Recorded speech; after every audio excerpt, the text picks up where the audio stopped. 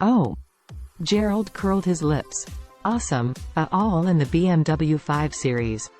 After finishing speaking, he deliberately provokes Charlie. I say, Charlie, there are no cars in the development zone, and the entrance avenue is wide and straight. How about we two drive up faster than the other? Charlie frowned, looking at Gerald's heart a little sulking. What can he do to trouble me? I have no friendship with him.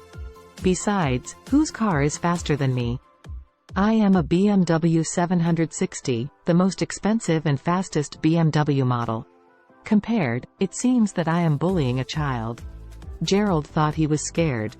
Immediately sneered. Oh, I said, Charlie, why are you still the same as when you were in college? What are you afraid of? Are you reluctant to bear the petrol charges? It's not a big deal, I'll just add a tank of gas for you. Elsa protested with some dissatisfaction. Hey, Gerald, what do you mean? Your car is a BMW 540, and Charlie's is a 520. The power is different from several grades. Does it run faster than anyone else? Do you think it's fair? Gerald shrugged his shoulders. The car mainly depends on the technology. A good car does not necessarily mean running fast, but also depends on the technology and courage. I don't know if Charlie has the courage to compete. Then forget it. Anyway, Charlie has never been on the stage, everyone knows. Several people next to him immediately agreed. That's right, just say it if you're afraid, not ashamed. Charlie didn't get angry and laughed and said, Gerald, there is no comparison, but we can't just compare with the mouth? It's better to just nod, or it's more boring. Okay. Gerald was worried that Charlie was not fooled. Suddenly he heard that he mentioned it himself. He immediately believed that he was dying, and blurted out, well, if anyone loses, he will kneel on the ground and kowtow to the other party. What do you think? Charlie shook his head. It's all grown-ups, don't play childishly. At this time, Stephen, wearing a suit, walked out with a large plate of firecrackers, and when he saw Charlie coming, he immediately stepped forward and said excitedly, Oh, Charlie, you are here. Charlie nodded, smiled at him, and said, Congratulations on the opening of your new store, Stephen. Stephen smiled and said, Thank you, brother.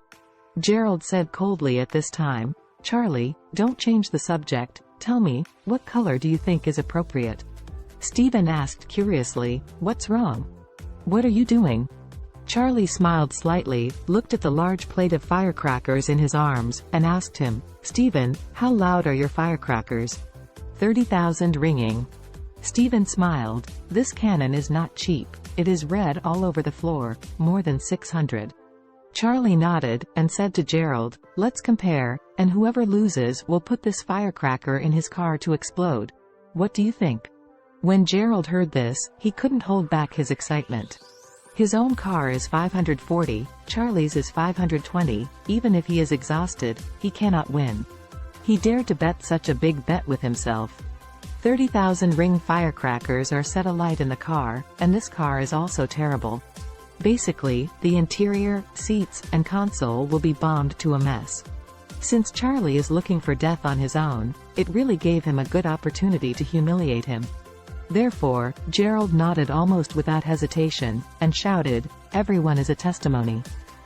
I and Charlie will compete for the fastest car. If I lose, I put this firecracker in the car and lighted it. After speaking, he said, If anyone repents in shame, the whole family will die.